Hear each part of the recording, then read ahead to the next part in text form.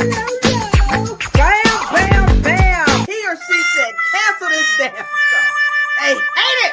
What? Hold on. Wait a minute. Make black hair great again.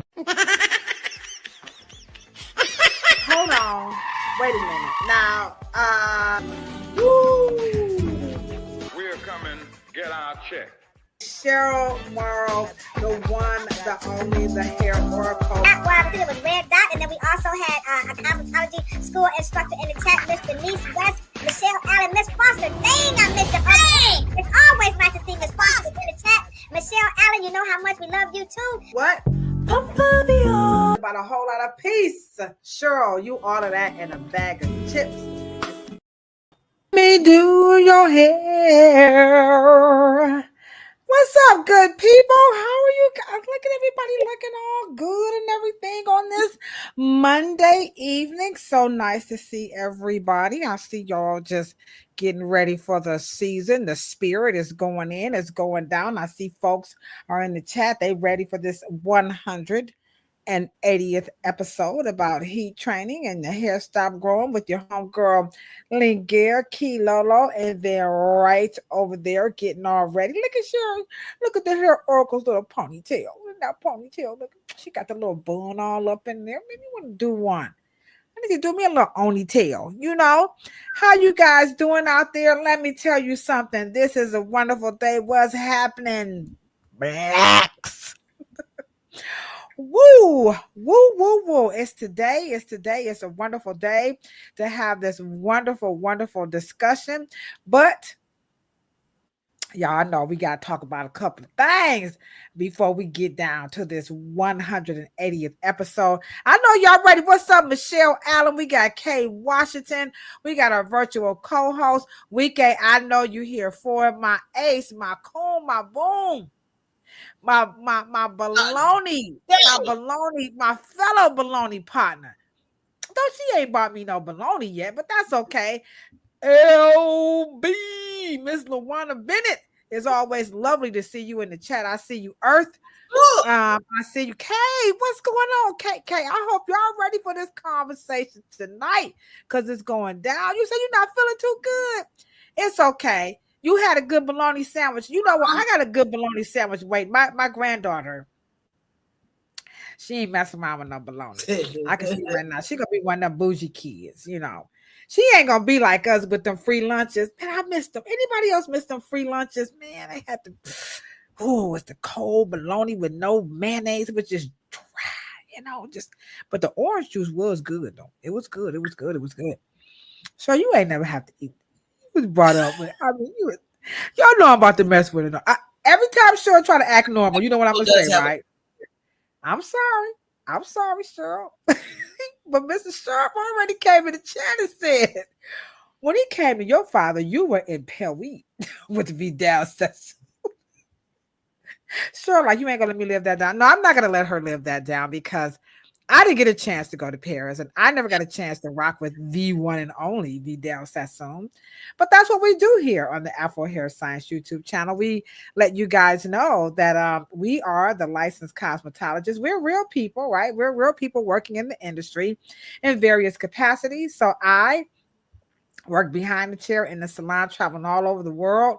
Cheryl's protege. I'm an author, all this cool stuff. Yeah. And then Cheryl Morrow, she's the heiress of the California Curl Empire. She just traded over, passed the baton to the San Diego Monitor News, to the one and only Mr. Shane Harris. But she still got a little input there. But she said it was time to let somebody else take over the helm. And of course, she is the progenitor. She's continuing the legacy of the illustrious Afro Hair Science that we're just traveling all around the world. We're going to Nova Scotia, by the way, to hang out with our homegirl, Mrs. Samantha Dixon Slaughter. So we'll be talking more about that because that happened right here on the Afro Hair Science YouTube channel.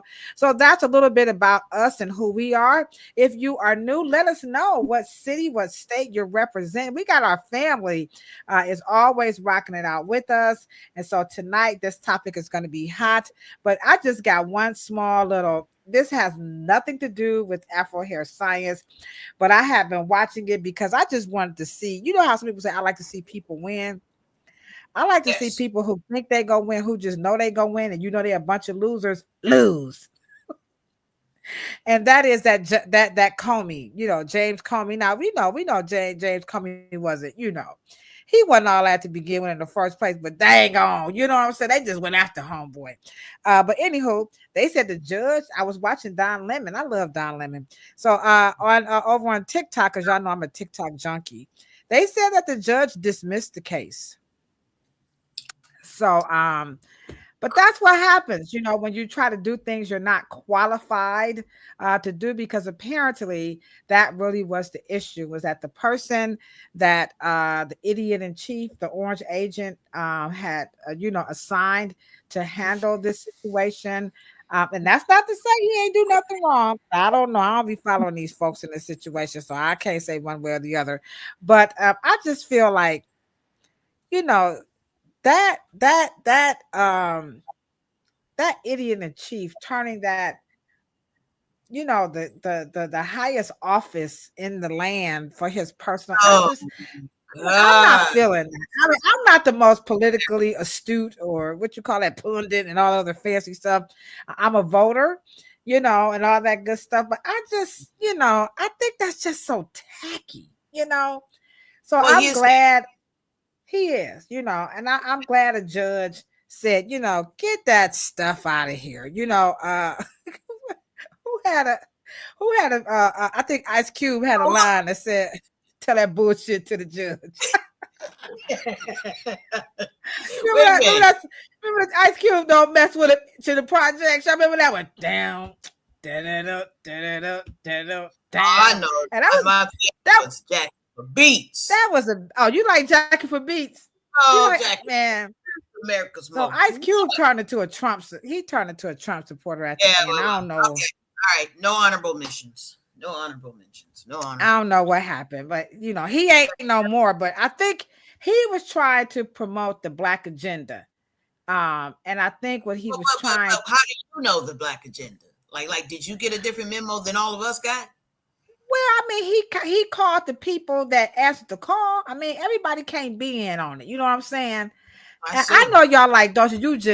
I'm sorry, y'all. Just down for the Cube, Diddy.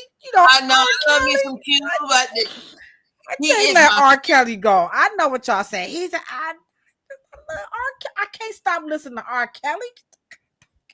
I mean, it was other people who did wrong stuff too. I mean, James Brown slapped a couple of girls around. Lou Rawls, slap Family Stone.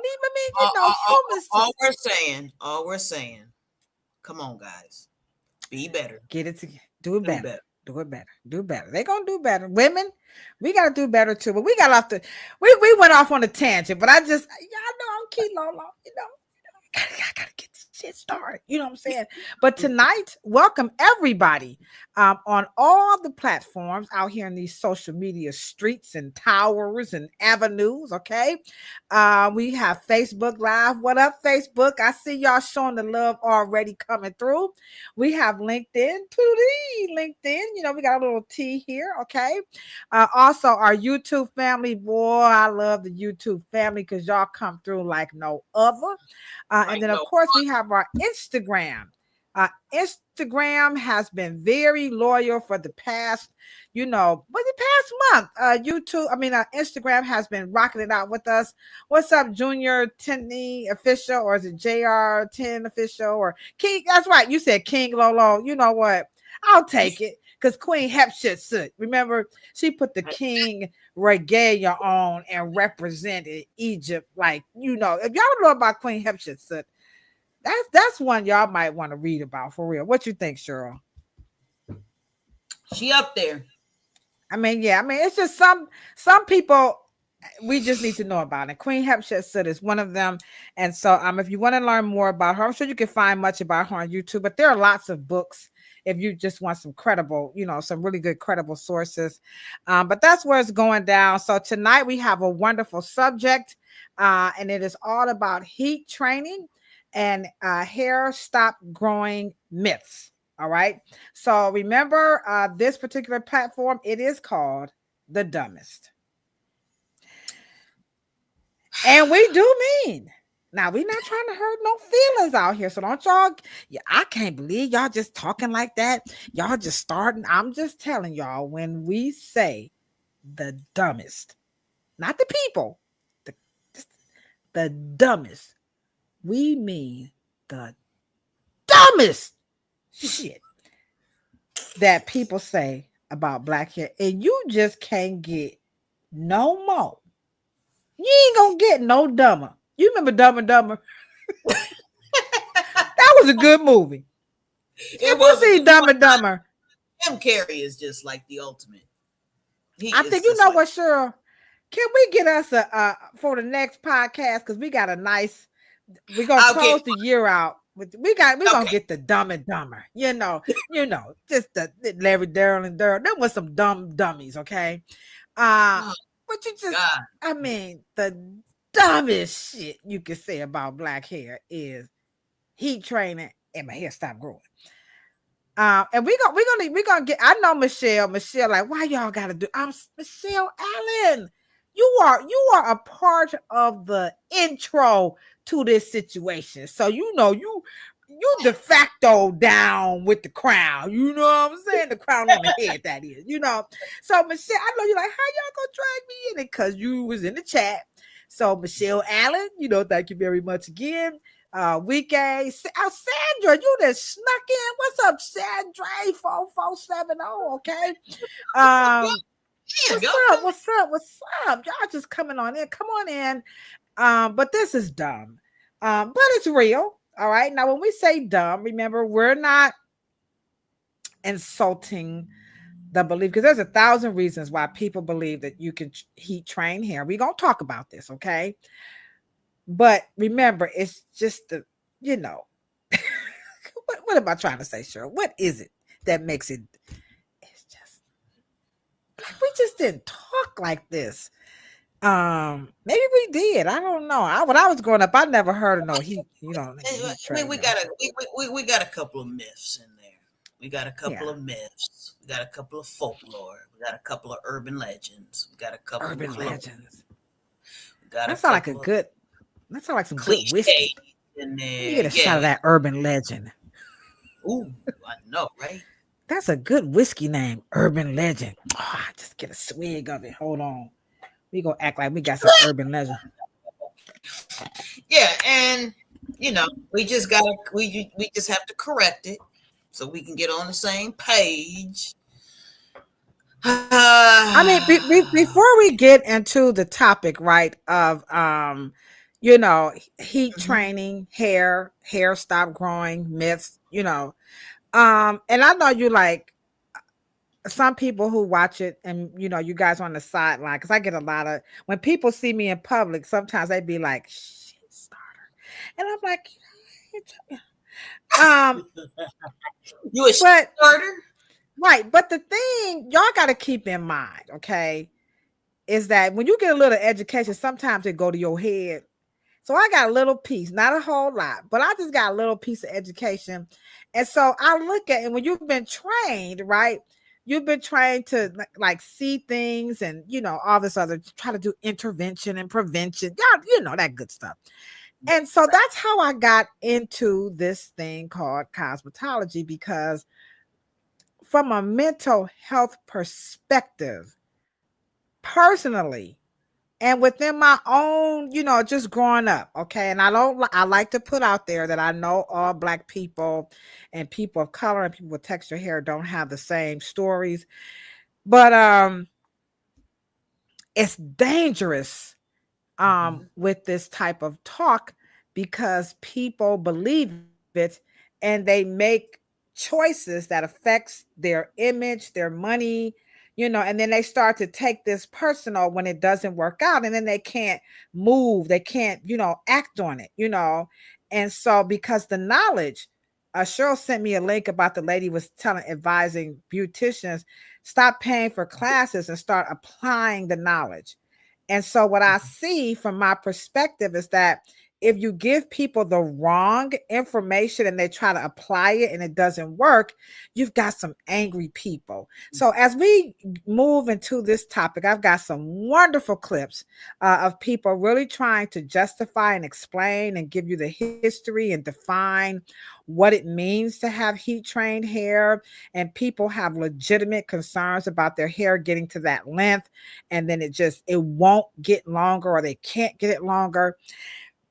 But the misinformation is very harmful. So let's start off, Cheryl. I need you to kind of, because I'll be getting a little ghetto. That's the problem with me, is that I'm just ghetto AF. Okay. So I need you, Cheryl, to just kind of, get my potty mouth together and just start off with helping people understand why these types of myths,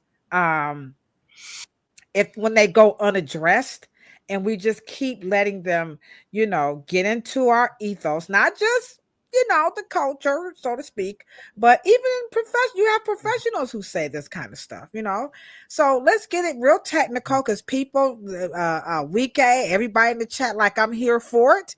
So Cheryl, let's get them going. Let's get it. Get after it. I'm sorry.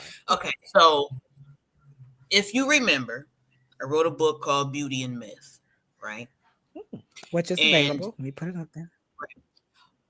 All I did was take years of my innermost conversations with during my consultants, my consulting sessions. And I found that most of the things that I needed to do was to unlearn my clients from the information that caused them to be in my chair in the first place. And it was always a misconception or some kind of misinformation, something that they had twisted that caused them to make the choices that they made. And so why can't women keep the hair they grow is because of the myth being applied. And so when myth turns into a behavior pattern, we begin to do it over and over and over. And because we think that's all the information we have at the time, that becomes a belief. And then they begin to believe it and believe it and believe it. And they'll say it to their children, and their children will say it to their children. And then they'll say it over and over. And then we get into our sister circles, we get into our groups, we get on stage, we get in panels, we get on podcasts, and we repeat them. And just because we repeat them doesn't make them true. And so what does science say about the things that we do? And so we're trying to use logic, rational things, the sound information, things that have some kind of scientific truth to it. Then we begin to undo it.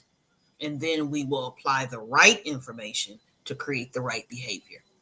Hopefully that is not as long, hopefully. And that is one of the reasons why when me and you got together, we said we have to have conversations about the folklore and all the urban legends and things that we begin to say in our Black language. Okay. Mm-hmm. And things that get into stereotypes. Black people don't swim. That's just an example of things that are not factually true, but because it comes from the lack of either not being able to swim or not having access to swimming lessons. Those are the things that dovetails into myths, so to speak. And so we're trying to get Black people into the right information, because the right information corrects behavior, and then we get another result. Well, let's get some facts, and we'll start talking about ourselves.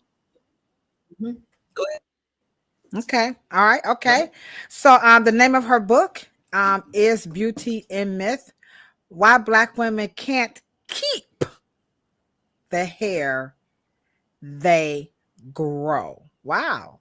Hey, talking about a little contrast on the topic here. That book is written by Cheryl Morrow. And again, it's her intimate conversations with her clients when she was practicing behind the chair. And this was out of her consultation sessions. And at the end, I would like for you to expound on the consultation sessions as a viable option that, consumers can look to have, because so much money is put into the hairstyle. And I know, like in our salon, we're going to, one of the things that I just want you guys to really understand why we're having this topic under the guise of kind of like the blind leading the blind, because when I show you these clips, you're going to see how people are trying to, as Cheryl say, make it up as they go along, and they're going to force this and try to make it. And because we're talking about the dumbest shit, we know that this leads to superfluous spending and so much emotional angst. And then, like Sandra put it in the chat, the myth becomes a behavior pattern. And this is not helpful, especially when you're trying to grow in your career, you're trying to date, you're trying to hang out with your homegirls, you're trying to parent. I mean, there's so many modalities that your hair, becomes involved into your daily life.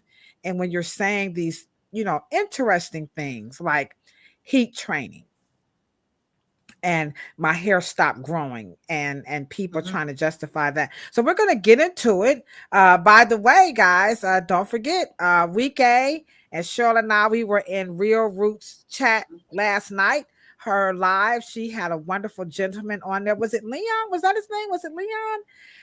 And she's dedicating her show to veterans. I learned so much about the military and veterans, and just hearing this young man talk about his passion. Again, you could check her out every Sunday at 8 o'clock. How do I always watch it? Because I have a reminder. Plus, I'm Yate's #1 fan, which she already knows that. So I'm sorry, Yate. I just love her show.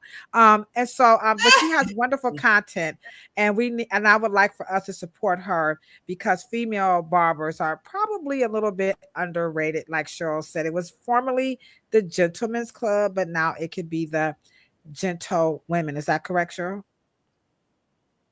Is that the proper term? Absolutely. It was okay. Right. It was a what do they call it? Country club. All right. Okay. All right. Okay. All right. So, all right. All right. So let's move into it. Okay. Are you guys here for it? If you're ready, let's put some hand clap emojis in the chat. Let me know, y'all. Let's get ready to rumble. There was a fight there was the welterweight fights were happening in what was that, Arabia? No, where were they at? Somewhere over there in the Middle East. They were just having a fight last night. So I was over that was Saturday. I was over my cousin's house, and I said, where they at? Okay. Okay. All right. So here we go. Let's get ready to rumble. Now we're going to start off. Now the conversation starts off with heat training. And then we're going to move over into your hair stop growing. Now, let's just be honest, okay?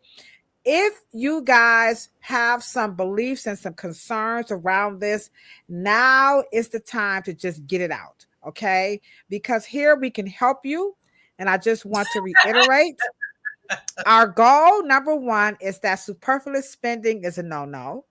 2, the emotional angst, like you're trying to fit the square peg into the hole. It's just not going to happen. So we would like to liberate you guys tonight when we talk about this dumb shit. Okay. It's just dumb. Okay. That you can heat train hair. Okay. All right. So here we go. First off, people want to know, Cheryl, how do you do this thing called heat training? Now, remember, this is some dangerous stuff. So here's a person, not like I learned yesterday. I mean, what was that, Thursday? Tamil said, they not talking to you, Ladosha. Now keep in mind, this is not for me, okay? So she ain't talking to me. I learned a lesson, okay? So this content is not for people like Cheryl and I, okay? But here she goes. How do you do this thing called heat training? Here we go. This is what I mean by heat trained. You see her hair right now, and you see how we wetted, all her curls came back. Heat trained is when somebody gets their hair blown out, straightened with an iron and whatnot, and it is going to maintain the straightness. It's going to keep that style for about 2 weeks or so, right?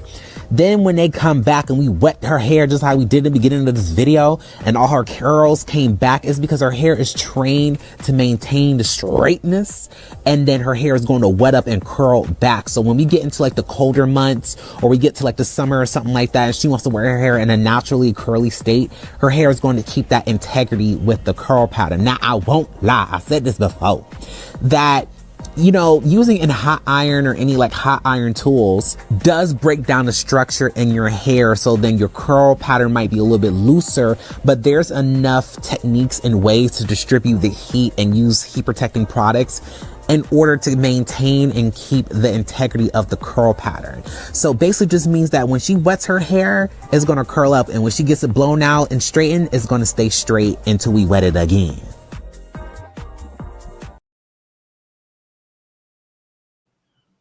Right. That was her definition. I said how to, but that was her definition of heat training hair. Like, well, what does that mean? So according to that content creator, and clearly she was a hairstylist at the same time, is that number one, you're going to maintain the straightness. Okay.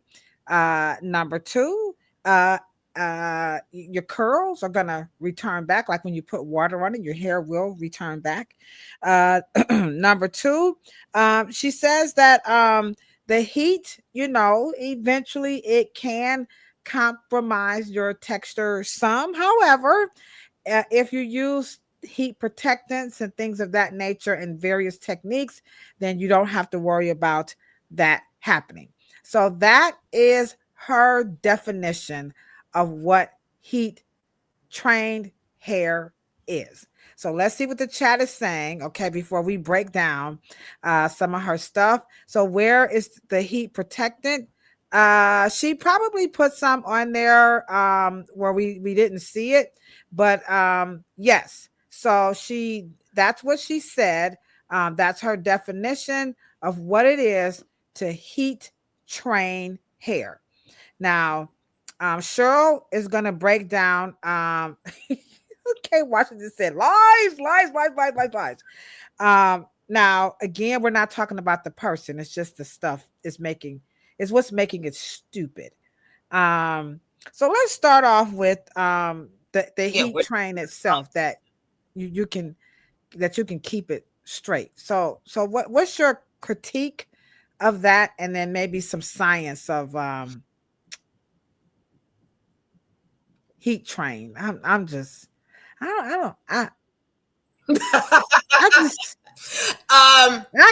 can't get with heat. But first of all, no one teaches professionals how to answer questions. No one teaches us. You don't learn it in beauty school. You don't learn it. What we tend to do is go about our day, year after year after year. We get to a certain experience, and because we do not have, or we don't get trained in scientific language, what we'll use is the language that we have every day. And that is one of the problems that I see when most professionals try to answer or address certain situations. They only use the lexicon or the vocabulary that they have behind the chair. And so in their conversational little videos or behind the chair, they'll just conflate a couple of things, and they'll just repeat it and repeat it and repeat it. And I guess the more they remember it, they have the confidence of saying it over and over and over and over. Doesn't make it true, doesn't make it sound, they haven't thought about it, but they are trying to address it. I will say that. Okay. Now, there's a lot. I think we conflate it we're talking about one thing, we'll describe another thing, but we'll use that word to describe something else. What she's talking about in terms of heat training, she's saying the hair won't revert in the middle of the hairstyle. It will only revert when water hits it. I think that that's what she was trying to say. And what do you think, Kilolo? Do you think that she was talking about reversion rate? Well, I don't. Juju, I love you, Juju. Juju, I love you so. I'm ready to go back to the Gambia, Juju. Here's what I know for sure, and I'm gonna borrow this from Oprah Winfrey. Okay, here's what I know for sure, coming from behind the chair. This is my interpretation. So that's Cheryl's take on heat styling.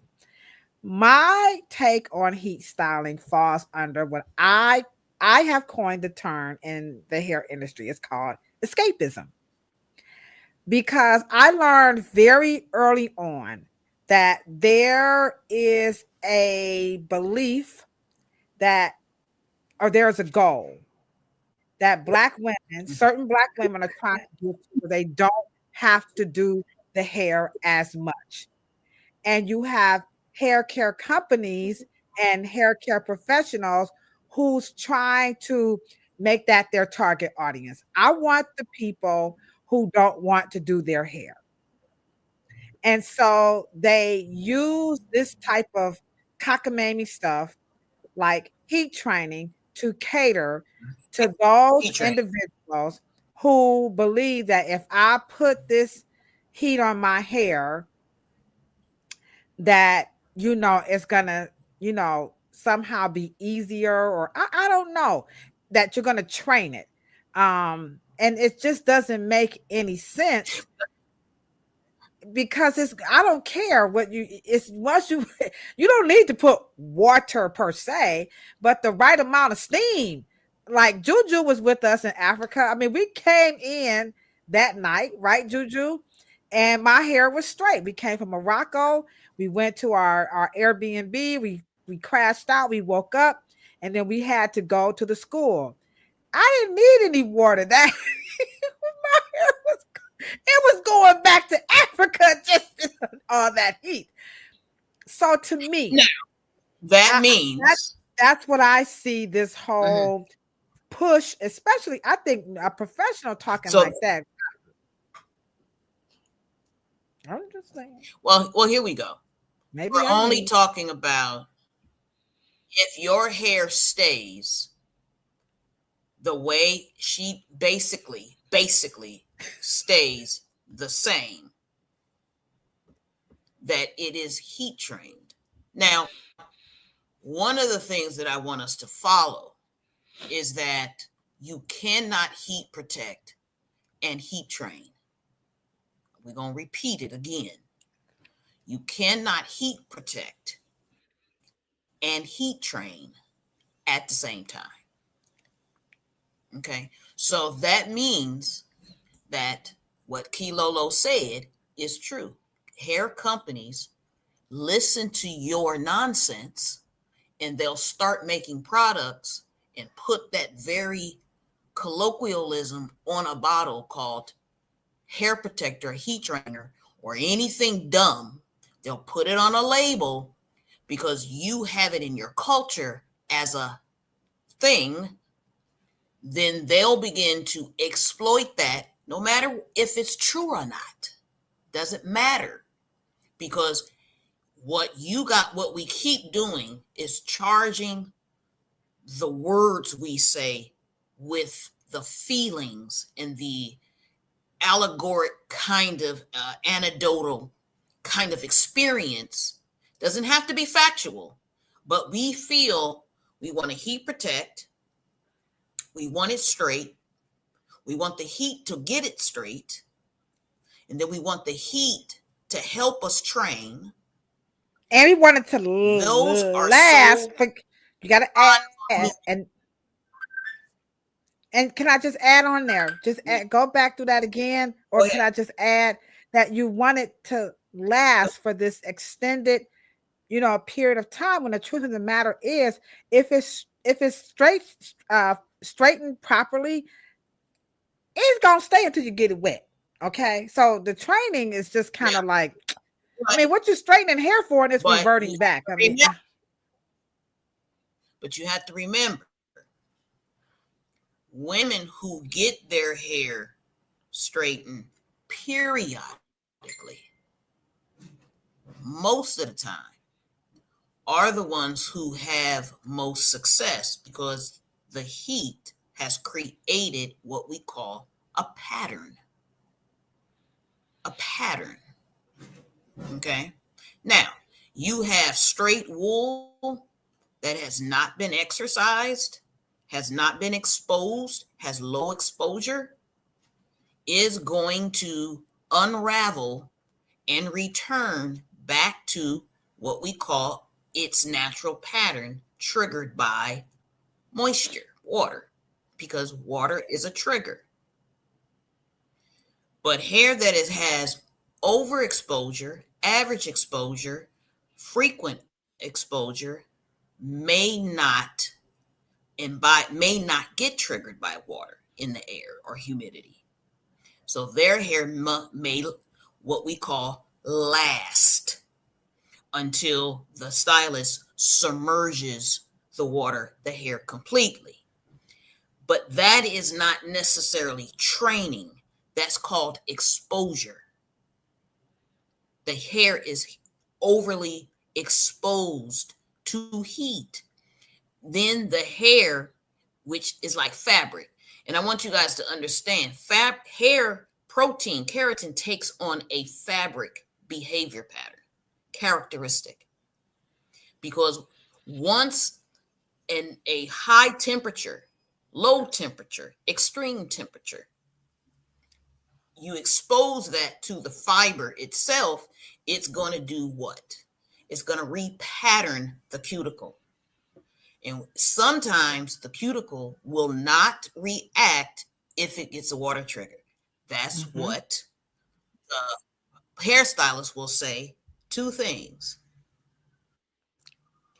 It doesn't return back to its heat damaged, or if it's been or overprocessed. They'll say two things. Now, neither is true. May not be true. The hair just may be what? Locked in a what? What does a pattern turn into? Memory. Memory. The hair just may not remember the prior pattern because it's been what? Overexposed. And so those are words that we need. So if we need to fix something, those words we can use to do something one way or another. We can't use heat training. Yeah, and then when you go, the hair is trained. Right. The hair does not have a brain. It does not know anything. So it doesn't process like that. So what she's talking about, go ahead. Yeah, and the other thing too is most people's. Let me come back at it again. When I look at the question that R. Clark is asking, can we get some examples or verbiage of role play of how it should be explained? I like the way Cheryl is using the fabric analysis. The reason why we don't want to say heat trained, because it leans into an expectation. It leans into more money, and neither is going to help the customer behind the chair, because I mean, let's just say 50-50 for all practical intents and purposes. Okay. 50% of the people, no, I'm lying. Let me quit lying. 70% of the people, the hair is just it's gonna go back. Okay. And we'll show some more examples in the clip, but I like the way you broke that down. And I think the way Cheryl is saying it is just to be honest and not use that type of terminology. Tell the customer exactly what is happening to the hair as you use more heat. Right. Using words like porosity, low porosity, Because high porosity, and heat trained and damaged. It only means more money, because the fabric, like she just said, is going to take on the characteristics and do what it's supposed to do under those circumstances. So let's just be honest and not use those terms, because it just means more money out of your pocket. I mean, I'm gonna get paid. I'm just saying. Well, yeah, training me. Well, if it's trained, then it wouldn't make a difference of when you put the water on it. It wouldn't go back. So it's not trained. It's just maintaining through the humidity process of everyday wear. But once you submerge it, okay, and really activate what we call genetic memory, because you have to remember, hair that is curly in its natural state is the only memory that it has. Straightness is adding tension to something that is supposed to be curly. So at the end of the day, now let me just say this. If I were to wash a white shirt, take it, put it in the dryer, does it look like the way you want to wear it? No. What do you guys do? You take an iron and you smooth it out. And guess what you guys always do? You put steam in it, because what you're trying to do is get the cuticles to the fibers to align in one direction. But no matter how much you do that, but guess what you guys also do? You guys do understand that that shirt's going to eventually get worn. Yeah. It's going to have overexposure. And one day, it's not going to have the body and the girth and the wovenness that you like. It's going to start to become thin and flimsy. And then you guys are going to go buy another white shirt. Okay? Yeah. Now, to prevent that, what do they do? What do they do? Oh, well, they use a sugar base. It's called starch. Mm-hmm. And it covers it and weathers it, but it's only temporary until you wear it off and the starch wears off and it gets flimsy and it gets limp again and it doesn't stand straight up and all this other craziness. Right. But and if it's trained, the reason why Ladosha is saying you. No, what I was going to say is that, and you don't throw the fabric, you don't throw it away. I mean, you'll rock them holes in that t-shirt. You'll buy blue. People will buy this. They're called distressed blue jeans, with the tears and rips in them. And, is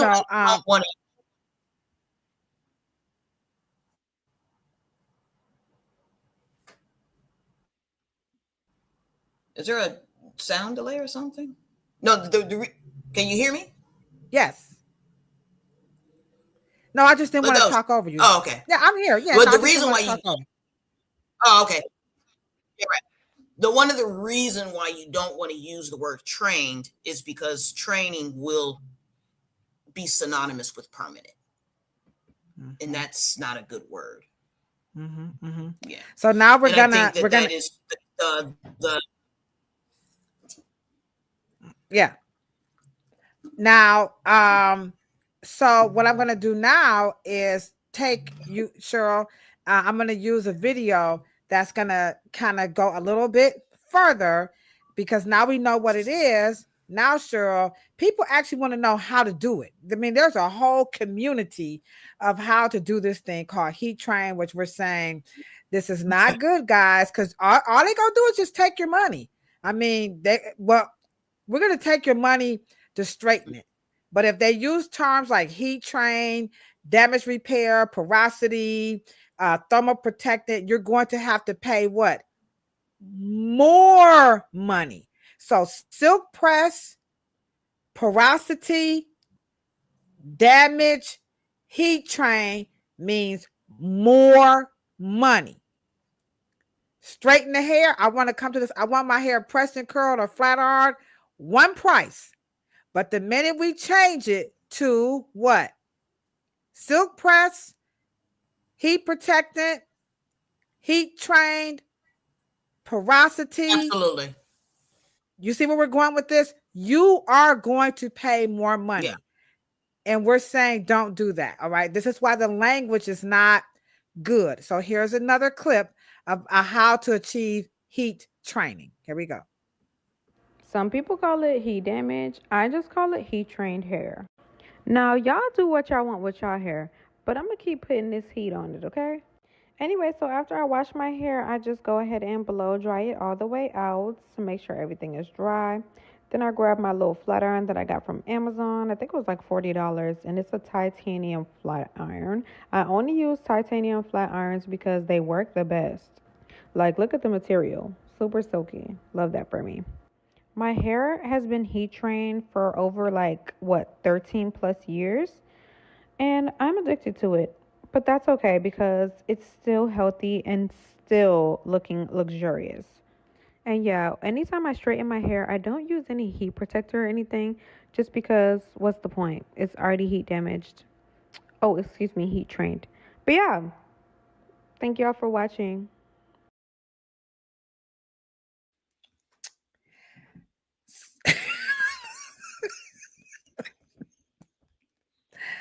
So that's how you heat train hair.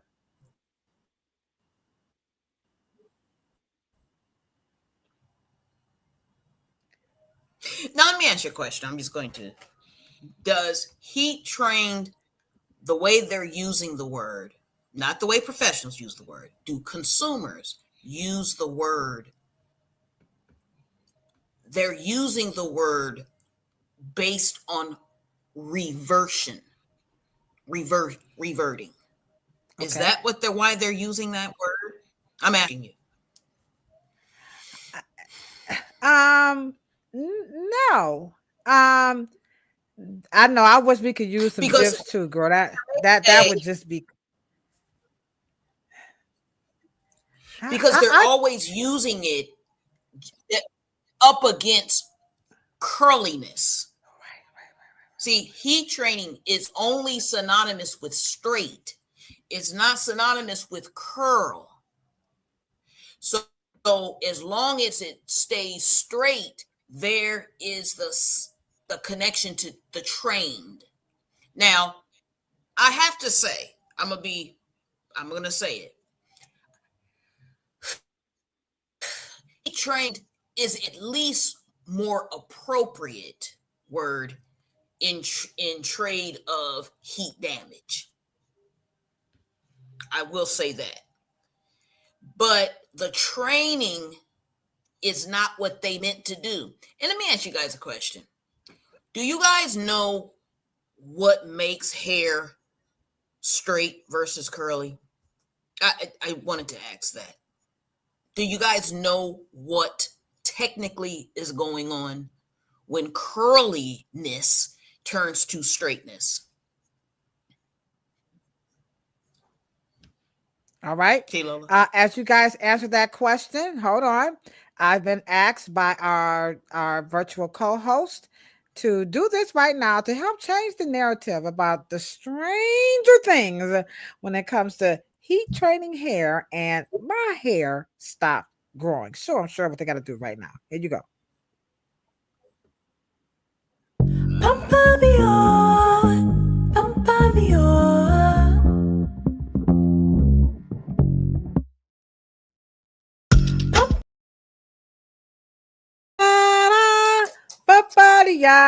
All right, we are 180 episodes in.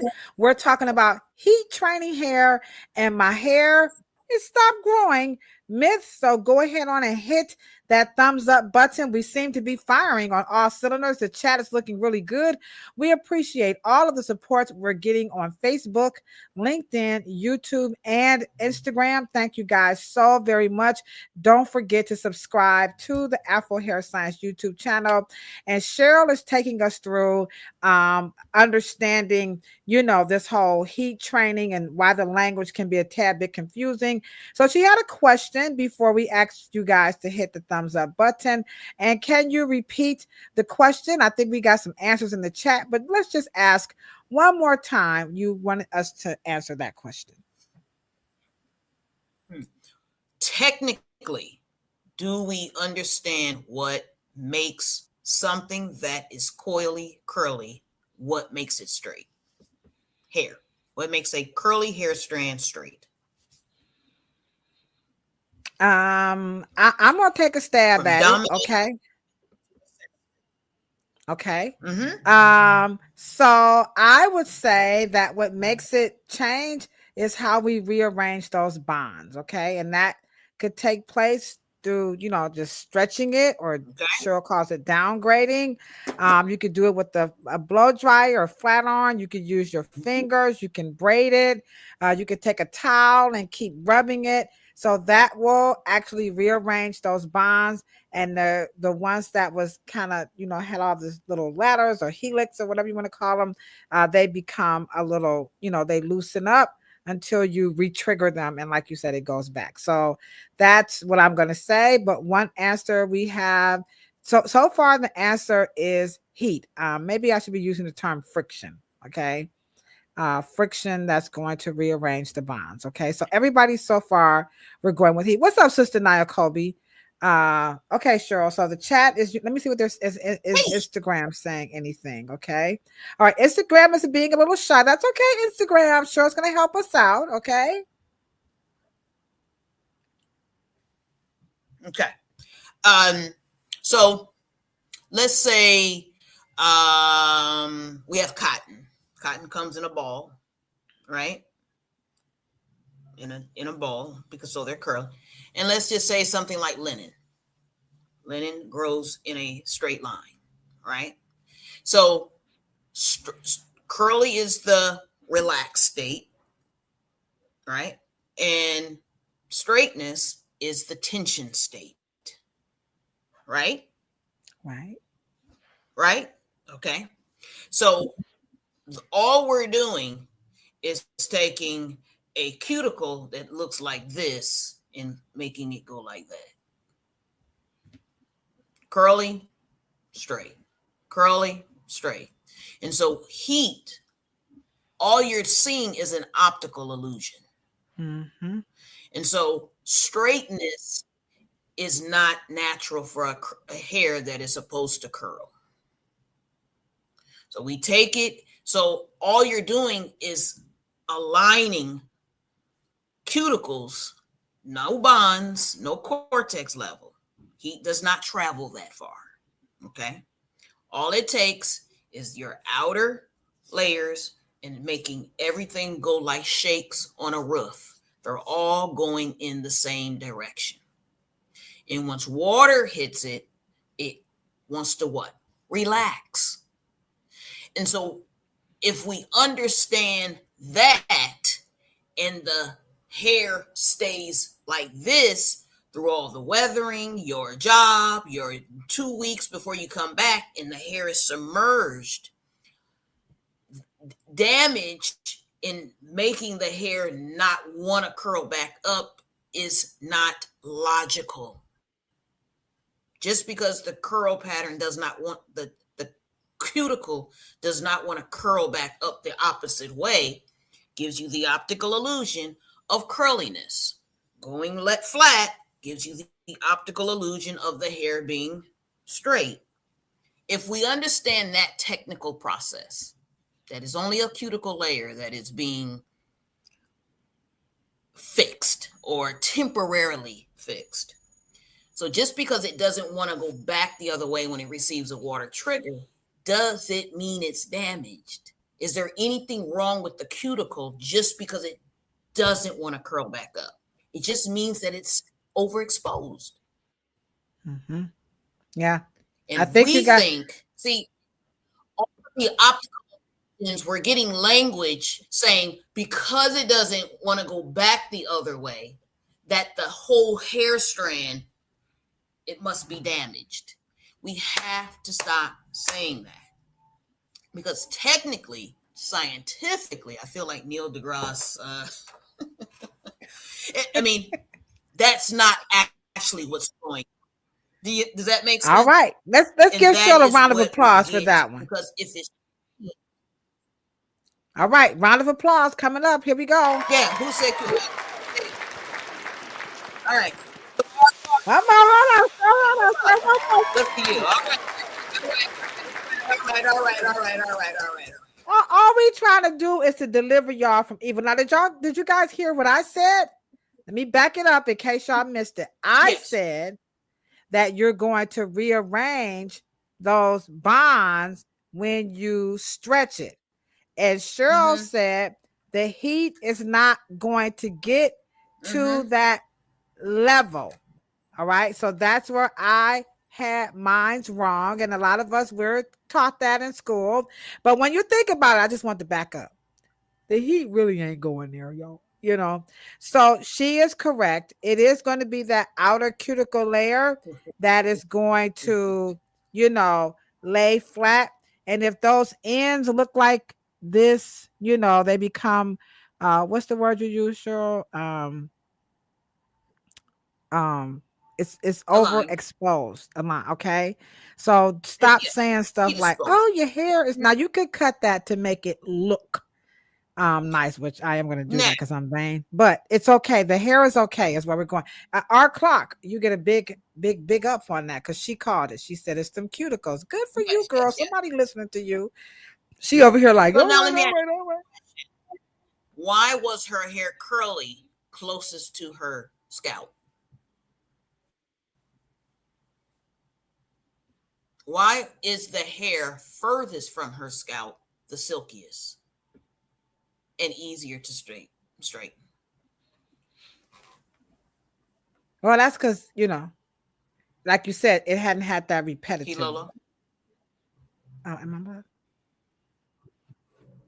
Right. Yeah, I said because it hadn't had the overexposure that you talked about. Well, yeah, but why the ends? Why do we see this on the ends more than we see this at the base of the scalp? Why do we do that? Why do we see that? Because you're further away from the source. Why is it easier to train the hair at the ends and not at the scalp? I would say because you're further away. The further away you get to the source of where the hair grows from, it's just the weathering that takes place. Kind of like that flag we talked about before. All right. And we have some questions too, Cheryl, in the chat. Okay. And that is because hair closest to the scalp is what we call new. What do we call it? We do call it new growth. But we ain't. Right. But new hair or younger hair doesn't seem, because it's the same strand, but her hair was curly for about right here. Curly, less curly, straight. Okay. Old hair has what you were saying, Ladosha, exposure. Old hair has less what? Cuticle layer. That's it. But go ahead. You said we had some questions. All right. Okay. So we had some interesting responses in the chat. What's up, y'all? My boss is in the chat, so y'all got to drop them L's. She had to catch me working. Come out here to see. Ladosha, are you working? Yes, I am, boss. Y'all drop them L's in the chat. What's up? There she is. That's my boss right there. She's right here on Facebook.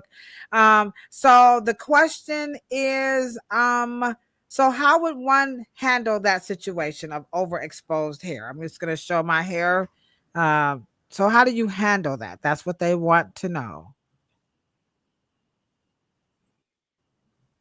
Overexposed hair is not an issue. See, you're perceiving it as an issue because you think all the hair should return curly. It's not an issue. Now, this is one of the things that is really weird with natural hair care people. So there is a natural way to relax hair. There is. It's called heat. But because you've been sold heat protectors and you keep thinking that heat damages, you already have a preconceived notion in the way. Unlearning is good. You already have the information that's blocking the fact that at the end of the day, where's the issue? So just because I use the word overexposed doesn't mean that there's an issue. Doesn't mean it's downgraded the whole genetic of the hair strand. It just means that the cuticle is non-reactive when it receives a water trigger. That's it. It's not an issue. And what we're trying to excuse me, I'm especially sorry. if you wear your hair straight most of the time. If you wear your hair straight most of the time, it's fine. If you want to have some afro at the end of the day, no, it's not going to cosmetically do that anymore because it is now designed to shoulder a straight style because of the heat exposure. Yeah. The heat And let me exposure just in and of itself is not damaged. Yeah, go ahead. and let me just say this. So vanity is the issue. That could be it. You know, they see this is why we said you got to stay away from those terms. Like, again, I'm going to repeat them to help you. Now, people are using them to charge you more money. Okay. They're charging you more money with these terms. I'll repeat them again. Originally, Absolutely. the hair is called, you want to straighten it out. You could use a straightening comb and you could use a flat iron. Okay. Those are the two ways that you can get that hair straightened out. Period. That's the Direct service. heat Now, or infrared heat. Right. right. Okay. There we go. Now, to upsell, because we got to make money in these hair salons, we got rents to pay. Okay. And we're trying to be social media influencers. All right. So now we have some new language. Number one, heat training. That's going to cost you more. Number two, silk press. You're going to pay more for a silk press than you would just to get your hair straightened out. Okay. You're going to pay more for a thermal protectant than you would if you just use hair grease or seed oil. You're going to pay more for that hair protectant. You're going to pay more if you have heat damage. They're going to charge you, even though we're teaching you guys. It is just the outer cuticle layer that is not responding to the trigger of water or moisture. And then last but not least, when they say porosity, those 5 things, you will pay more money. People are building their careers off of it. Now, this is America, and we're not knocking anybody's hustle. But if you're a Scorpio and you're cheap like my ass is, okay, just go and do some hair grease and get it over with. All right. Now, to the question in the chat about what happens to that hair, you know, if it's weathered. Okay. Now, I had a young girl. She came in and she had this big, luscious afro hair. And the parents said, we're tired of it. It's just too much and we don't want to relax it. So I did what we say in the chat. I told the mother the truth. Now, she has a lot of what you call that natural hair gunk on the hair. And you can't really get all of that off in the first visit. You just can't because it's just permeated underneath there. So I told the mother, when I put the heat on her hair, more than likely it's going to do what? Denature that fabric some. So she probably won't get the big bush. Now, if you want her to wear the afro, then we should not be straightening the hair. We can stretch it out and she can rock Shaka Khan. But by no means, if I put that flat on top of all that stuff that's on her hair, it's more than likely going to, relax that texture her some, and she won't be as bushy.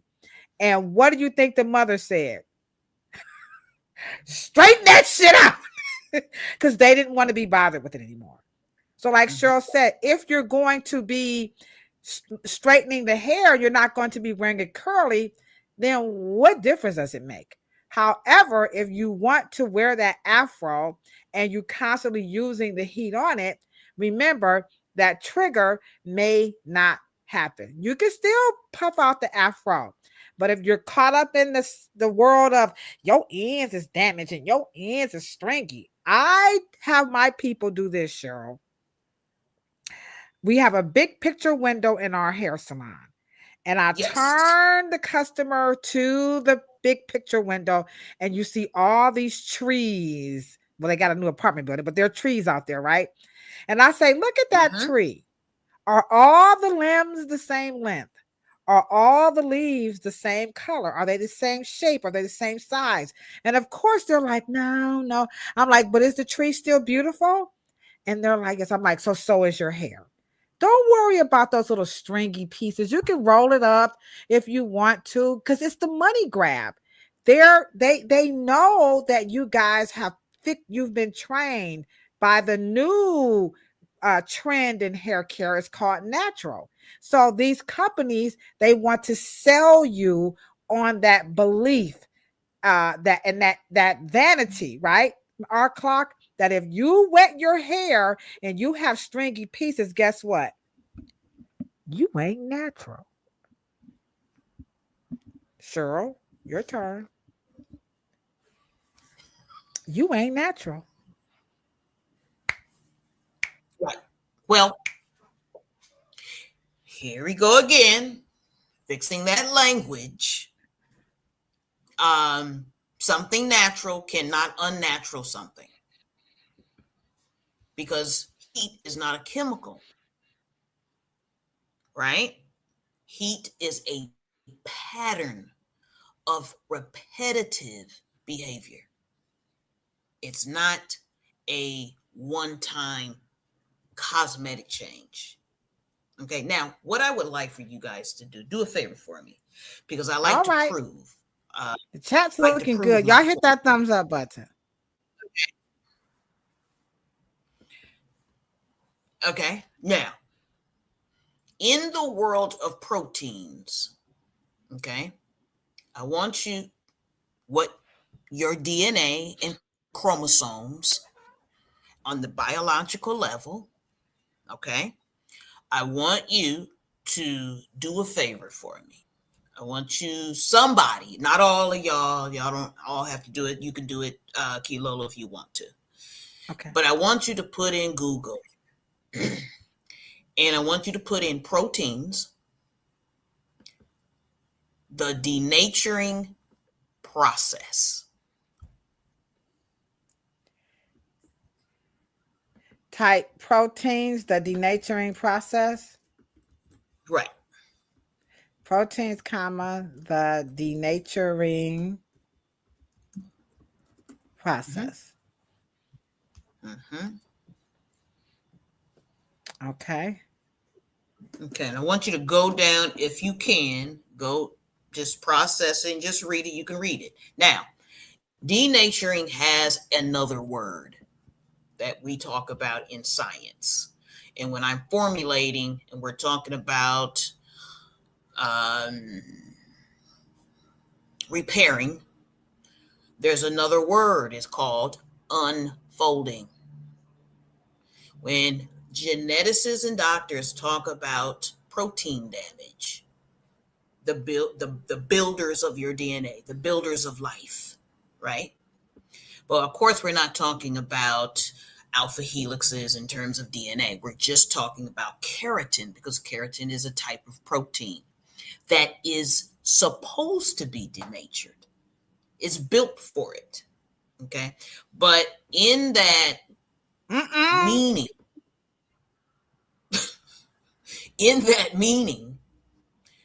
one of the things that we unfold, protein, no matter where it is in your body, DNA uses heat to unbraid or rebraid. And so to be able to say that heat creates an unnatural result is not scientifically, I'm going to repeat, is not scientifically true. It is something that you guys say to satisfy your texture profiling in the natural hair world. And you guys have weaponized it. Mm-hmm. So we weaponize heat. We weaponize it.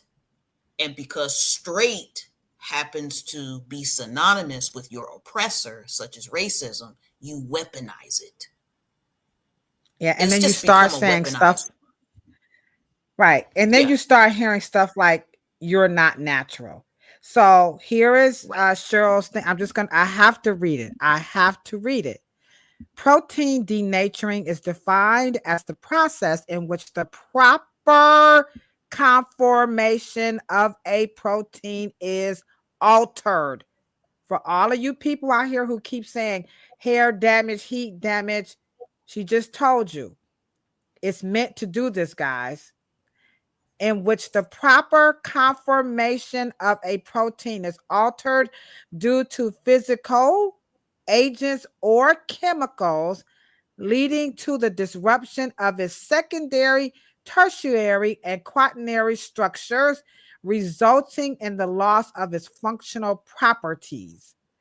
This process often involves, what does she say, guys?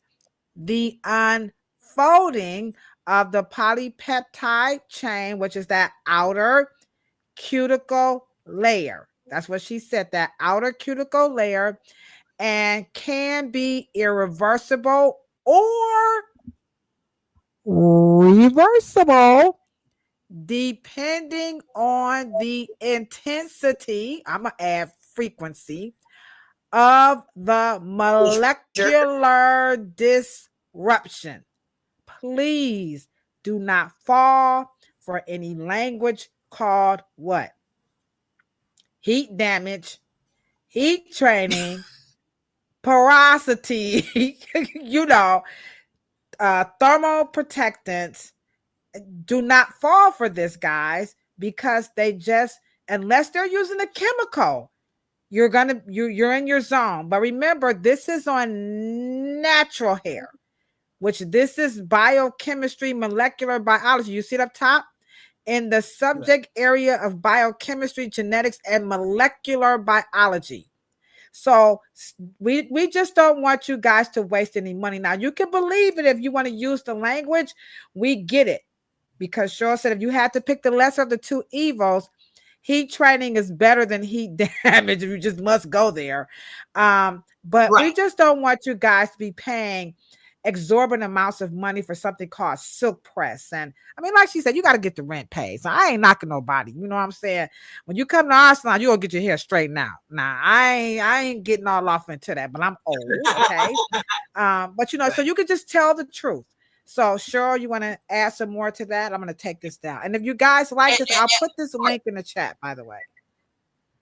Now, you guys have to understand that one of the good things about seeing proteins under microscopy or seeing what proteins look like, it looks like nappy hair because nature makes curls all the time.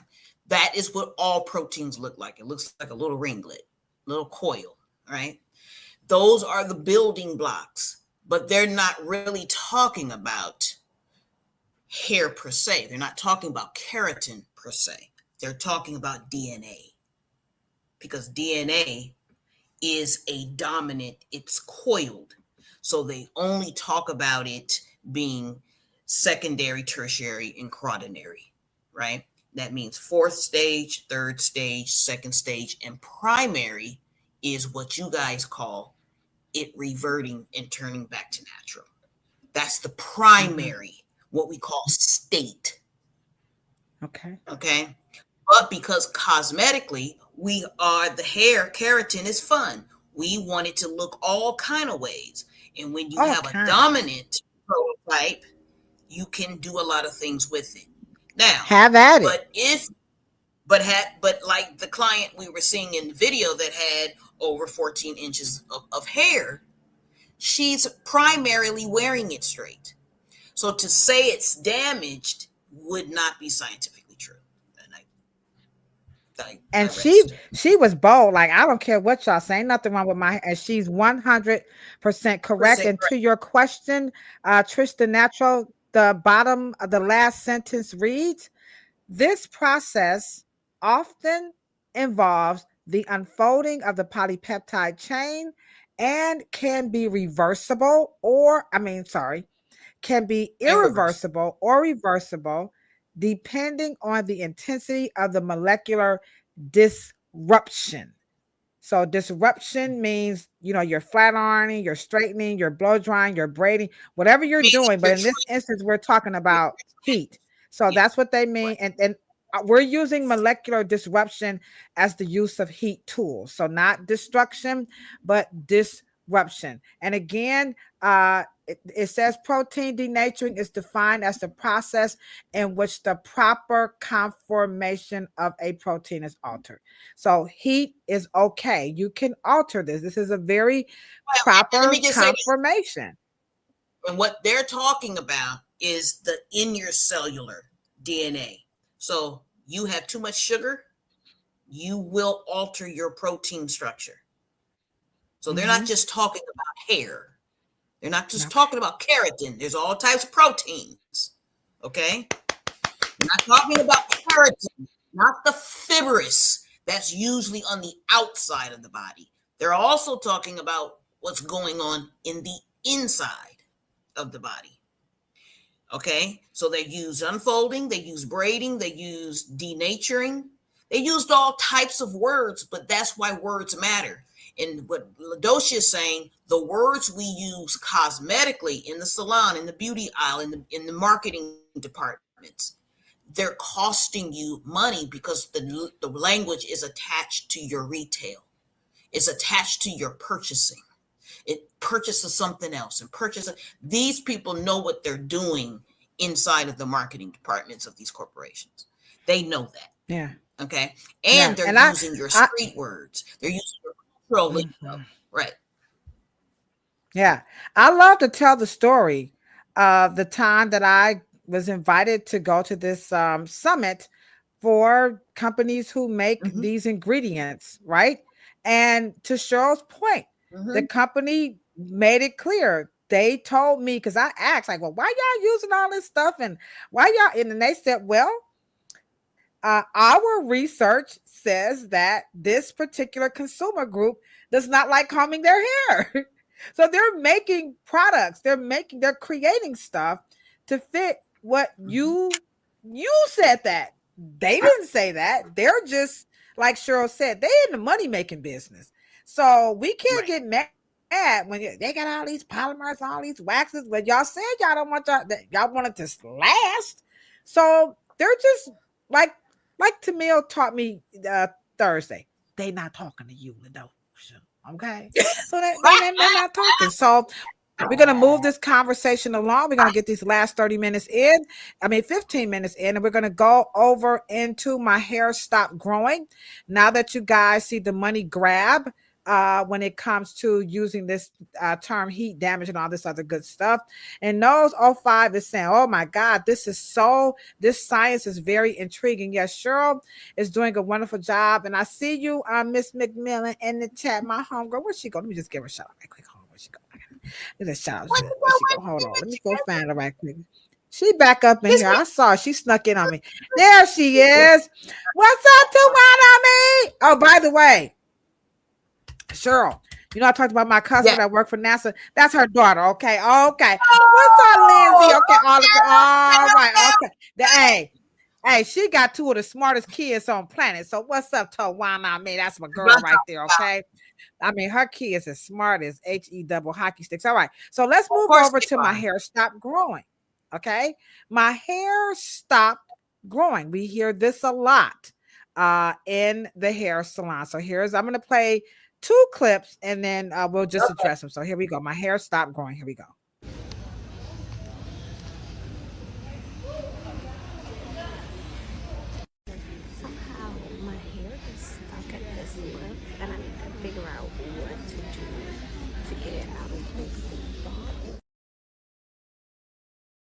So we get that comes in the salon I would say out of we're open 5 days a week. So I would say 3 days out of the week. If we get new people, my hair is stuck. Here's another one. Here we go. But what's causing this? I've been natural since 2015 and my hair has been the same length for years. I'm blaming split ends, but like, is there just a plateau that once your hair grows past, like it just won't get any longer?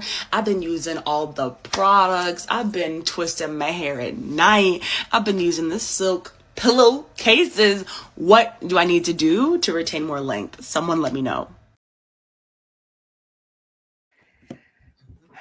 Okay, so again, we keep telling y'all, the more y'all talk, the more they just keep creating. Boom, boom, boom, boom, boom. More money, more money, more money. Cheryl, let's just go on and cut through it. My hair gets to a certain length and then it stops growing.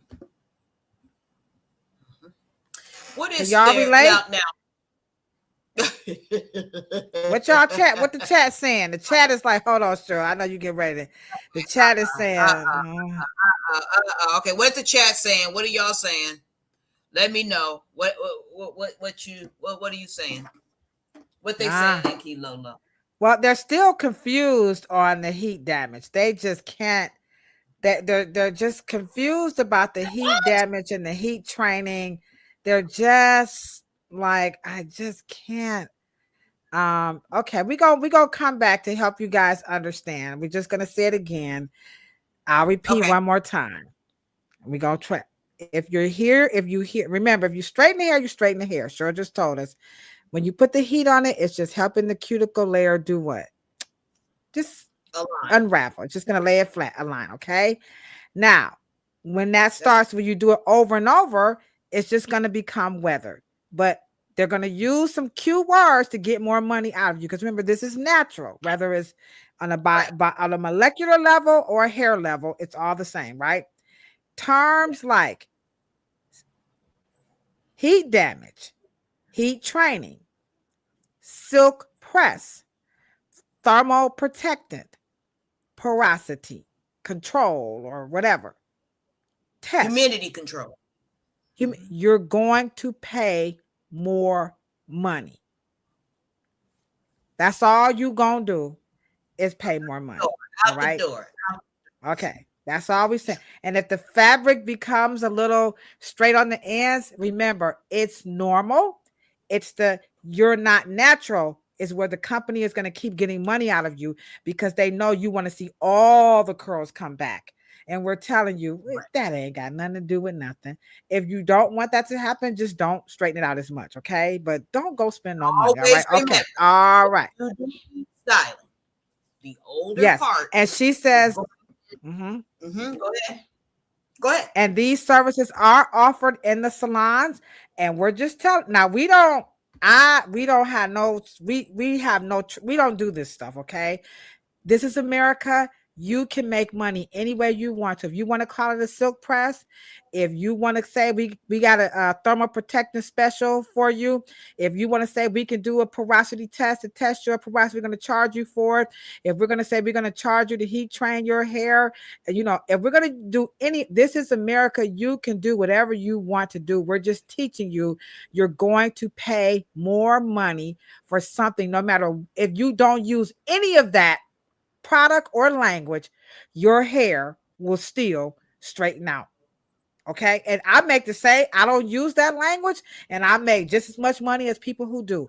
It's your business. Do whatever you want to do. But if you believe that your hair is damaged because your ends did not straighten out, curl back up, the only thing you're going to do is pay more money. That's up to you. But to us, that's the dumbest shit. Right. That people say about black hair. But it never really happens to the client that gets their hair straightened once and twice a year. It happens to what we call straight naturals. It happens to those girls.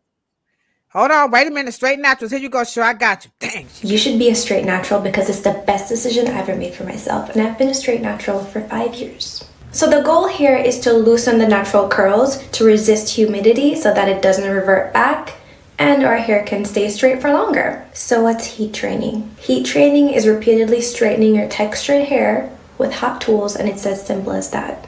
So how do we do that? So moisture is very important. Make sure that you're using very moisturizing shampoos and conditioners just so that your hair isn't grabbing at moisture in the air and reverting back. Heat protectant is very important. This is my favorite one from L'Oreal. Screenshot. I blow my hair out with this lovely brush from Conair, or honestly a wide tooth comb, but I just want to get my hair like this to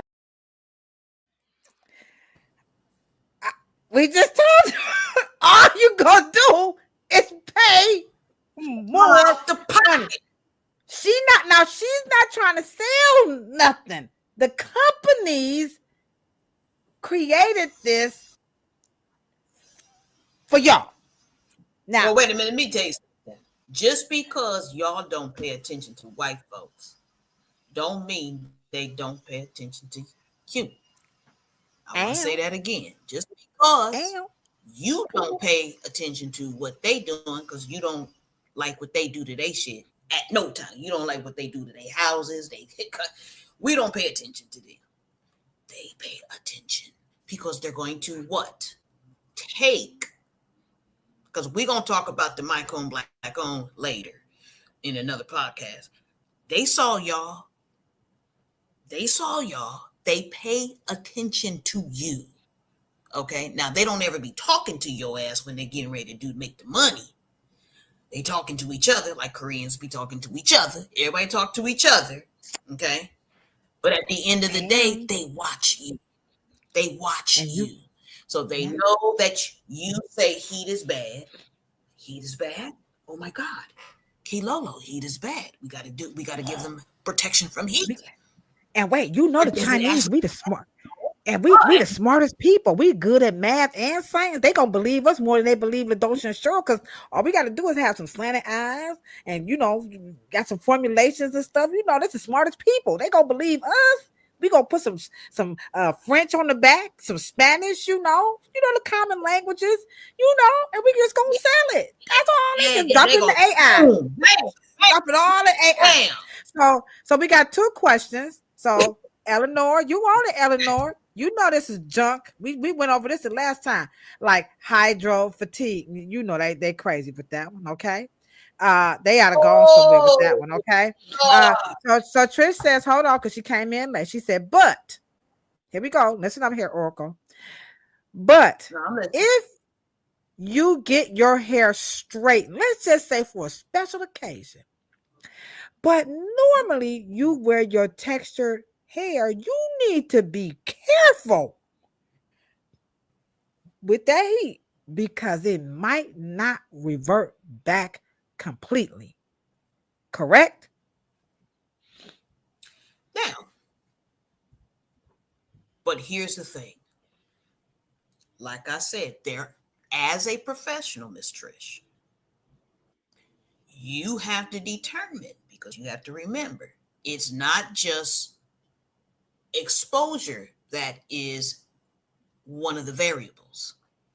I said length is one of the variables as well. Now, usually I will say this: hard hair will not stay straight. Most times, what the level of reversion will tell you if the hair will revert or not, or will return curly the way it is prior. And I also will say this, and this is going a little deeper, and I don't really want to go into it, but I'm going to address it just so because you asked the question. I want you guys to understand, the more coils is on a hair strand, as in what you guys call that dumb shit called a hair typing, the flatter the hair strand is. The more ribbon, the more turns a hair strand has, as y'all will call it 4C. the flatter it is. Okay? Remember when you guys wrap presents, you only can do this with the scissors, with the blades, to make the ribbon curl. So you only can ribbon or coil a flat strand. And usually people who have very tight hair, when you pull it, it is flatter. So most times when that does occur, and you're right, you do have to be careful.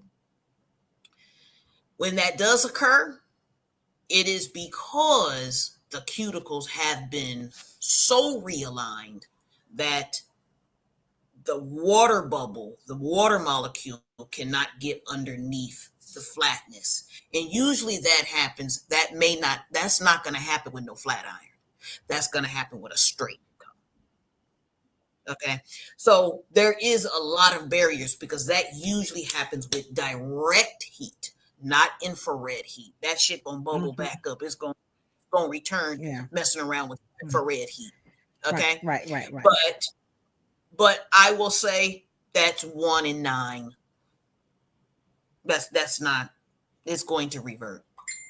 Now the customer may realize that when the hair does get the water trigger, they're gonna say, "Oh, I like that. It got like I got some white folks in my family. Oh wow." Now they may like it. You know what I'm saying? I may got some white folks. I'm mixed biracial. You know, they like it because they don't go all the way back to Africa. It stop in the Caribbean. You know what I mean? Don't go all the way back across the ocean. You know. Okay. But that's why I had started out. I call it. I say you want to be Puerto Rican. I'm sorry, y'all. This is so racist. Anyhow, we're just being so stereotypical. But anyhow, when I said at the beginning of this podcast, I said, to be honest, first I was going to just be fair. Let's just say 50-50. The hair will revert back. But I said 70. It's 70%, but Cheryl just said 9 times out of 10. I mean, like my hair, it is straight, but I've been straightening my hair. Ooh, child, I don't know, since I was like 14 years old, and colored. I'm telling you right now, all this curls is coming back. And look, I mean, I got lightener and everything on it, but you know, like Cheryl said, you know, can I say something? Mm-hmm. Why don't this hair ever stay? this kitchen right here. We supposed to be. Y'all like, get on with the show. I'm sorry, y'all. So we got to get on with the show. Okay, we got you make it makes a lot of, but at the end of the day, Live Work Claim, what's up, our Canadian babe? She said that makes a lot of sense. The hair, it is flat. And you will notice it. If somebody has really tightly, and you go to press it, that hair would just be it's straighter than my hair. You know what I'm saying? Like my hair is not, anywho. All right, so let's get on over with. Straighter it can be. Yeah. Absolutely. All right. So Fall Cues says, on the topic of, I still want to laugh because Cheryl said it won't go all the way back to Africa if I start in the Caribbean. Okay, I just had to get that out. I'm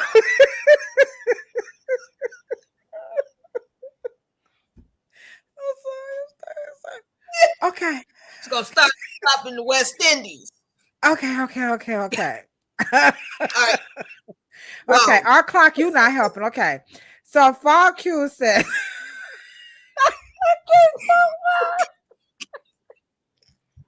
come on, get low. I'm sorry. Okay. We ain't gonna make it all the way home.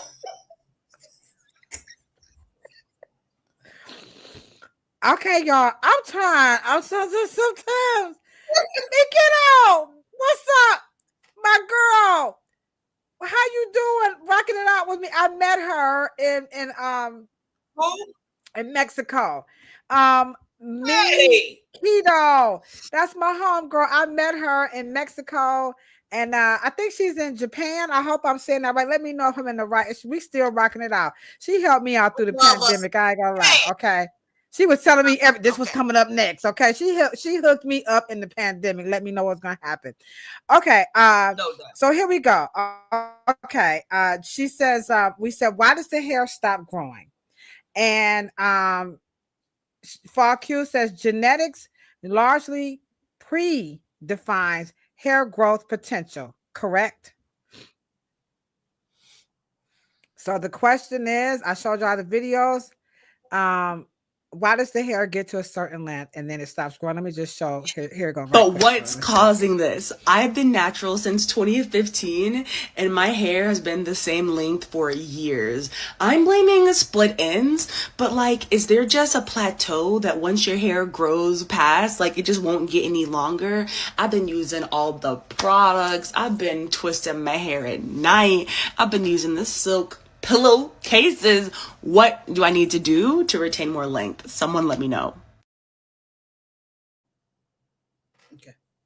All right, the money grab. Here we go. Okay. So and Fall Q said maybe it's the genetics with that. She said, that's a question mark. Thank you, Fall Q. Okay. Have you guys ever, that most of the customers or clients or consumers, people, women, I'm going to say this. Before I even get into it, do you guys feel that men accumulate length better than women?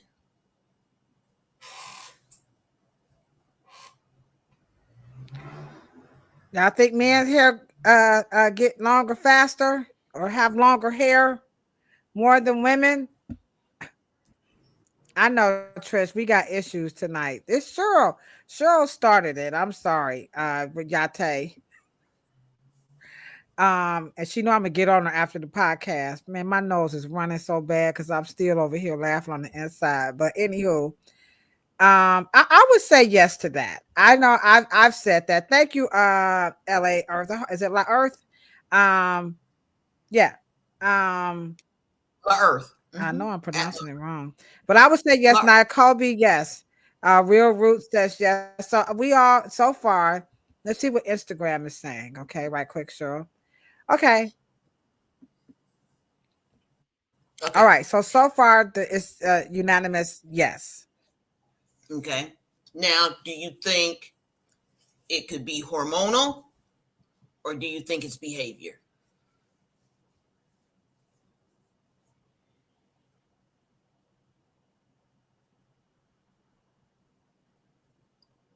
We're gonna get some. Come on, Kilo. Do we think it's hormonal? That man. Yeah, I would say it's because hormones are responsible for growth. So I would say the combination of genetics and hormones. Okay, I would do y'all take a little bit of both. Everybody, we're gonna be chicken sure. We're gonna say a little bit of both. Thank y'all. Whew. Thank y'all. Thank you. See, my Canadian babe, she got my back. Sister Nia Colby. Okay, yeah, I was gonna say both. Okay, all right. Okay. All right. She said, yeah. If I were to tell you that estrogen is what we call the feminizing hormone, and when men lose it, what happens to them? They create or they get what we call male pattern baldness. So it can't be both. And I always like to prove my point. So it can't be the feminizing hormone. It can't be estrogen. Now women do they're losing estrogen at 30. But anyway, which causes perimenopausal. But anyway. There is I won't say a thing, but I try to get the goals of a client, because if their goal is to wear long hair, there is a such thing as long hair behavior. And most women who I find have an obsession with their hair, and I do mean an obsession, like most natural hair women who are so pro-Black, so natural, they have an unnatural, inappropriate relationship with length. And I find that those women do everything in opposite. And so, as you guys notice, I have had long hair for a long time. And what is one feature that I don't do?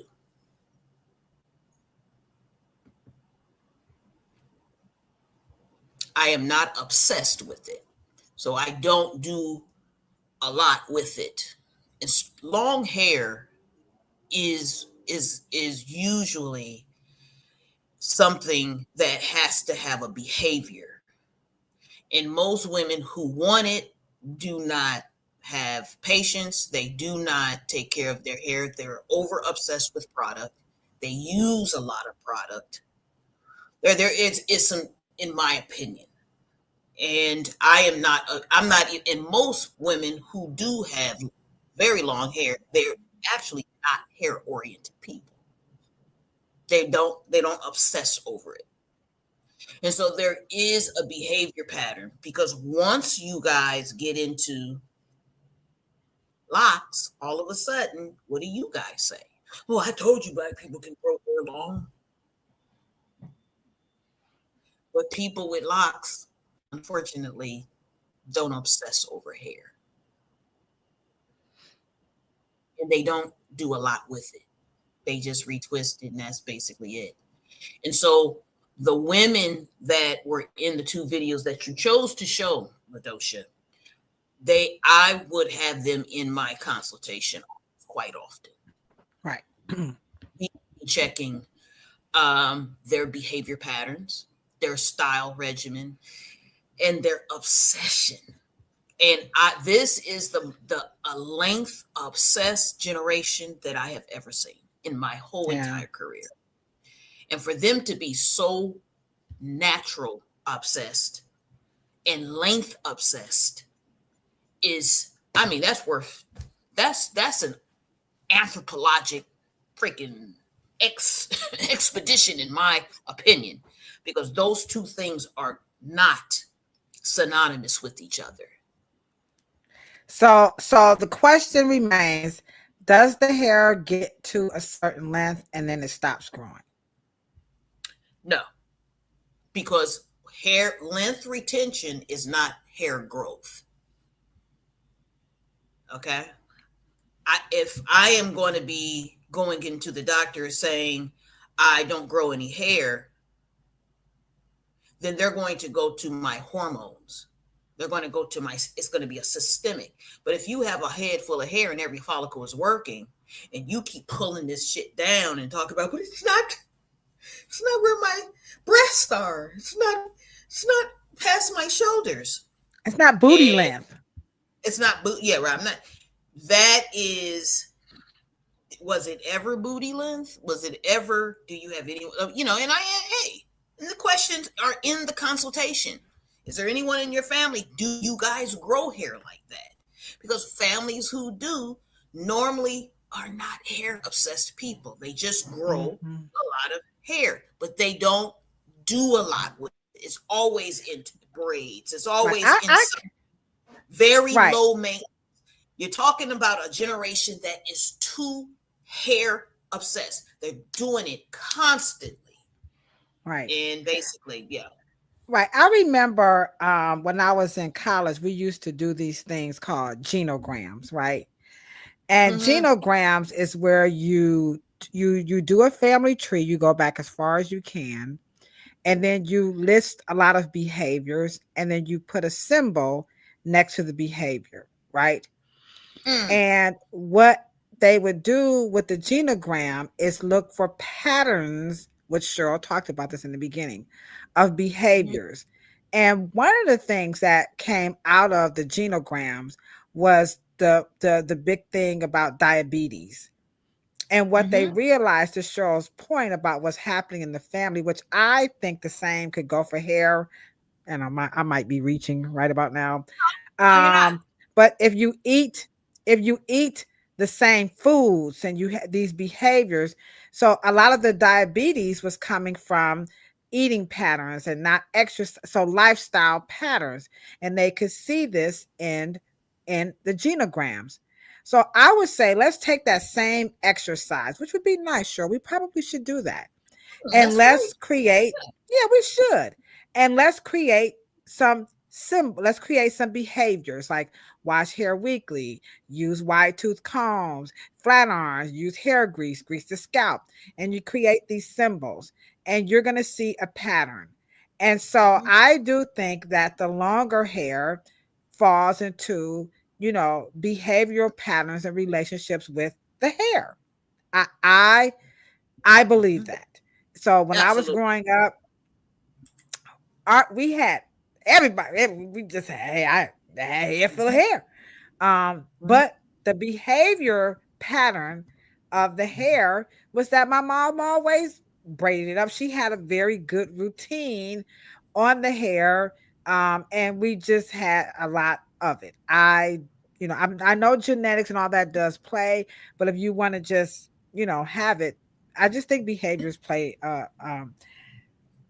has more to do with it than it's given credit for. Because you can have the genetics to have it as long as it comes out to the floor, but if your behavior, your habits around the hair,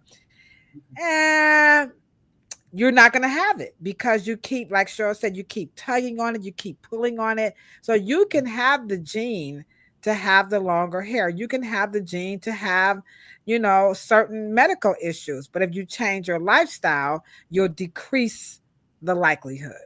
So I might be reaching. You can have, no, you're not. And you can have even texture like a specific parent. You can inherit a certain texture. Some kids will have textures like their mom, and some children and offspring will have textures like their great grandfather or their father. But one of the things that I do, and one of the reasons why I did write Beauty Myth, is because we don't talk about our sympathetic and parasympathetic nervous system. And we do have growth receptors in our scalp. But those things can be disrupted. And like I said, once again, a long hair goal has to have a set of behavior patterns. Yeah. Okay. And so maybe I am on course then. Okay. Yeah, that absolutely. And that was strictly like every time I talk about my experience in college, I still like to just kind of put that precursor that was just that little small, it wasn't like I did a real live study or anything. But I just noticed those things. You said Google is saying the hair does grow to a certain length based on genetics. That could very well, be the case for certain people. That's what we're saying. You can have pre-genetically disposed to have longer hair, but if you're not doing what's needed to keep it as it grows, your behaviors, you're going to have some issues. But genetics is influenced also by environment. I mean, that's so layered. You can really go deep with that, right, Cheryl? Genetics. Well, there's a hair gene, which means that your Y could be dominant in terms of you getting short hair from your father, or your hair is like your father, or it's almost like, I mean, I even walked like my dad. And, and the pauses, right? And everything. So you can mutate that. The key here is that if you have a goal, you have to have behaviors associated with that goal that aligns with that goal. Because we're not saying it can't grow past what your father did and when he went to the barbershop and cut it. We're not talking about that. We're talking about if you did get the texture and the color and things of that nature. But the growth and the accumulation of that growth is environmental, and it is behavioral. Right. But yeah, so I don't think hair gets to a certain length and it stops growing. It's the behavior that you have associated or tied or connected, to the hair that's going to determine, if you keep it. But like she said, retention and hair growth, it might be used synonymously. I have to be able to check if follicles are healthy, and follicles are going through this triphasal stage, and it's going and it's healthy, and it is flowering, and it is producing hair. Now, because you got it 7 inches long and you want it 14 inches long, that is behavioral at that point. Yeah. Yeah, well, we hear this one a lot, Live Work Claim. My sister is convinced her hair doesn't grow. She does nothing to her hair other than wash it, shampoo, condition, leave-in oil, and then puts a wig on it when leaving the house. Yeah. I mean, and let me just it's rubbing out. I mean, we see that a lot. People where they keep wearing those wigs, we like, just take it off and just let the hair be. I mean, you can't just keep covering it up. Why don't you cut it off and she'll see how much it grows? Yeah. She's not going to do that because she really doesn't give a shit about, I'm not saying your sister gives shit, but most people won't prove it to themselves. Just cut it all off, start all over, and they'll see it grow. And I think what they're saying is the evidence of it laying on the shoulder and growing down is what they're connecting to hair growth, not what's growing up. Yeah. Or growing out. Mm-hmm. They want it, as you saw the lady keep pulling it downward. And I tell you guys all the time, Black people's hair do not grow like white folks. But you cannot get the natural hair world out of, and that's one of the things that really makes me mad about women like Michelle Obama. You keep saying that there's a beauty standard and we do this for you and blah, blah, blah. Y'all cannot get that length, white girl length, height. Black people's hair grows in height, not in length. It just doesn't. Now, you straighten it, okay, if you guys like the white girl look, but you can't have opposite politics. Right. Your politics. Because you don't have to live in a world where Black women can't wear long hair, straight hair. You can't have your politics saying, oh, I want to be Afro natural and I want to be so Black. But then at the end of the day, you're obsessed with length. And I'm talking about so obsessed to the point where we're talking about length retention instead of height retention. Mm-hmm. Mm-hmm. Mm-hmm. Or with here was the image. I gotta share it just to kind of help, and then we'll get to your question, Trish, on the growth.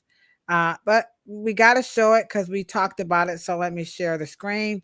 This was the latest photo of our former First Lady, Michelle Obama, that she took. I think, no, she didn't take it, but the famous photographer, Annie Leibovitz, took my favorite this photo. Oh yeah, if you're into photography, man, I love Annie Leibovitz. So there she is with her longer hair, which good Lord, she's smashing it.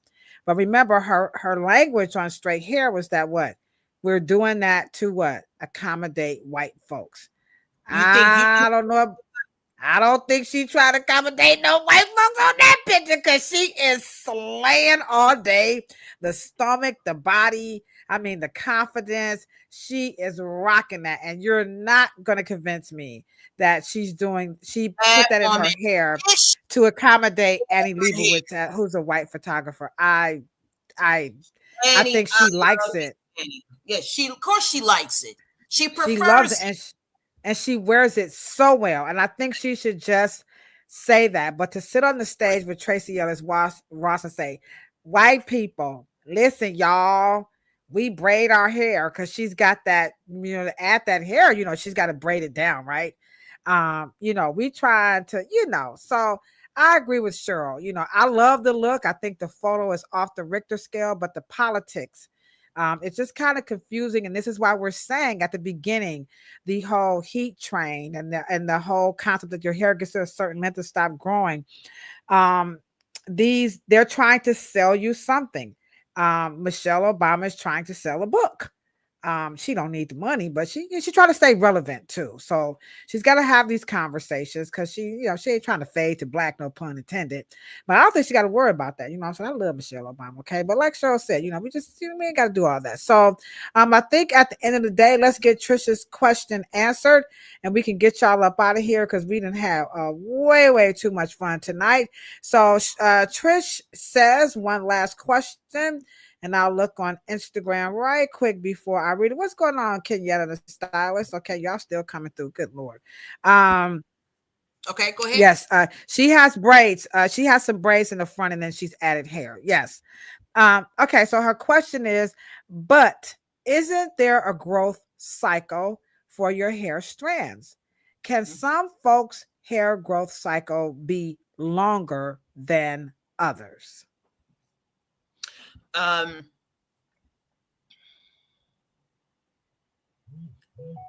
To explain the growth cycle, okay, the growth cycle is not attached to blood. I want to say that again.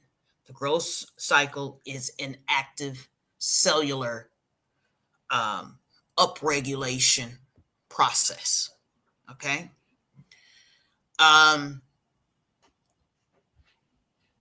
The clock is not genetic. The cycle is not genetic. Okay? Because it's hormonal. And I know one would say, well, your hormones do one thing and the other hormones do another. But here's a better question, Trish. When, once again, keeping the hair you grow, that was the point. What if it is behavioral and stop trying to blame it on genetics? Because at the end of the day, if you would say, because length retention means that one point at one time, she said split ends, right? In her mind, meaning the hair was longer.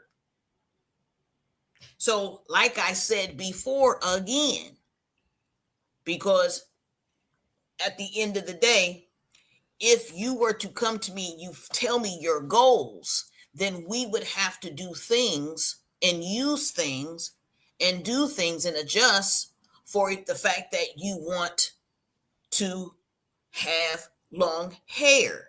Usually the attributes of growing long hair is mainly, yes, does systemic issues play a part? Yes, they do. Genetics would be one of those systemic issues.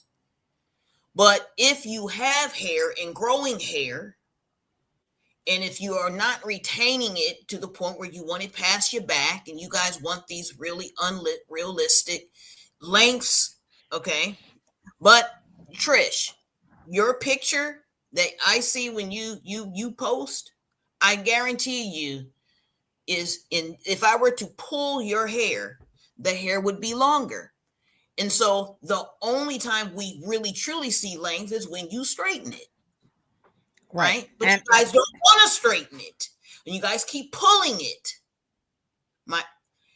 And I'm just basically saying is the environmental and the behavior plays more of a part on accumulation, not the cycle in the androgenic stage, your androgens and things of that nature, because your fingernails are constantly growing. Your eyebrows are constantly growing. Every time you shave, that hair is constantly growing. And that is basically on the same phase. And so we have to get to the point where hairstylists are just specializes. I specialized in children right before I retired. Okay. And so children usually have, little girls usually can grow. It's an exception, but usually girls grow long hair because they have what? Long hair behavior pattern. They don't do a lot with it. Their mother just does basic things. And at the end of the day, there is a certain environmental and long hair behavior goals, in my opinion. And as you see, I don't do a lot with my hair. I really don't. And so I may have some braids and put it up, and Kilolo will say, "Oh, I like your hair," and I really don't do that. If y'all knew, I really don't. And I would say too, I would just like to add to that, just in the spirit of just what it is to be a human. I'm just going to generalize it, that for humans, it's pre-genetically determined, the rate of growth for all humans. The rate can change depending on what climate you live in, because that influences your genetics. Health. Right. So environment. So some of those things could be, but I just think in general for all humans, the rate of growth is about 1/4 of an inch a month, give or take. Again, those other factors, but for all humans, that's the rate of growth. You can't make it grow faster. That's why we tell you guys, don't buy those things that says we can make it. You cannot make that. Is not some system that you turn on and speed up, because there's so much going on. Just don't spend money on things claiming to make your hair grow faster. And if you need help with the hair to grow, you need to go to a medical doctor, not TikTok, and definitely not in a jar of hair oil and hair grease. Okay. So that's what I'm going to say. I just wanted to add to what Cheryl was saying. And then she had this. She says, you don't do a lot with your hair either. Okay, cool. All right. You got it. Okay. You're right, but they be buying it up. And that's why this is America's favorite podcast about Afro hair, because we do address the dumbest, and we do mean the dumbest shit that people say about black hair, like heat training and your hair stop growing. So your hair gonna keep growing. It's just your behaviors has a lot to do with how, if you see the length or not. And then again, I'll just close out by saying it one more time. If you're hearing terms like what? Silk press, porosity, thermal protectants, heat training, and all that, I guarantee you, you're just gonna spend some more money. Okay, so it's up to you. Okay, it's up to you if that's what you want to do. That's your business. Okay, but we just want to let you guys know. Okay, all right, Cheryl, we did this. Good Lord, they was not letting us up out of here. We appreciate you all. Hey, by the way, on your way out, if you could hit that thumbs up button, what you guys have been doing, that we would appreciate that. Even post the live if you have questions for Cheryl and I. Please drop them in the chat, or just comments. Maybe you want to add some more to this conversation. Please do, because we know we're not the only ones who know this stuff. So please help our brothers and sisters out so that they can stop wasting a lot of money. Okay. And our virtual co-host appreciate you guys. So we do too. All right, sure. We're not going to be here Thursday because we're going to be with our families for Turkey Day. We have a special thing for my brother Maurice, which, by the way, rest in peace, Mo. I miss you so much. We're going to be back here on Monday, kicking off a new series. We're going to be getting ready to close the year out, getting ready for the year of excitement. And we're going to close both platforms out with Culture is King. Are we doing this for the culture? That's what we're going to talk about on both platforms. And so that's what's going to be happening. So get ready to join us. One of those. He's got a show coming up. He's got a virtual hair show, natural hair show coming up. And please go over and check him out. He's right here on Instagram and Facebook. Tondo Kefele. He has a virtual natural hair show going. Tickets go on sale. We're going to be pumping it up like mad over here. We're going to be there virtually. So we want everybody in the chat to be coming to this virtual natural hair show. We love to hear you guys. So no podcast this Thursday, but you guys family eat all the chicken and macaroni and cheese. Watch all the cartoons your heart's desire. You know, just I'm gonna watch a bunch of cartoons before I go hang out. All right. Thank you, Trish. If Trish says it's a great show, then god dang nabbit, it's a great show. Okay. All right, Trish, we love you so very much. LB, hope you feel better soon, baby. I hope you feel better soon. Y'all. All right, y'all. All right. Happy kill the white, kill the indigenous people and all that. No, I'm being bad, y'all. Okay, I'm being bad. All right, y'all. You know what we say? We're signing out, right? We're talking about a whole lot of peace, a whole lot of love, and a whole lot of hair. But remember, if you ain't got it, you don't want it, can't stand the hair, you plan on cutting off, you ain't even interested in all of that, you got bald patches. We say, don't worry about that, because all of that is beautiful too, and so are you. Y'all have a good night. Happy Thanksgiving. Sure, you ready for the chit chat tonight? I'm ready.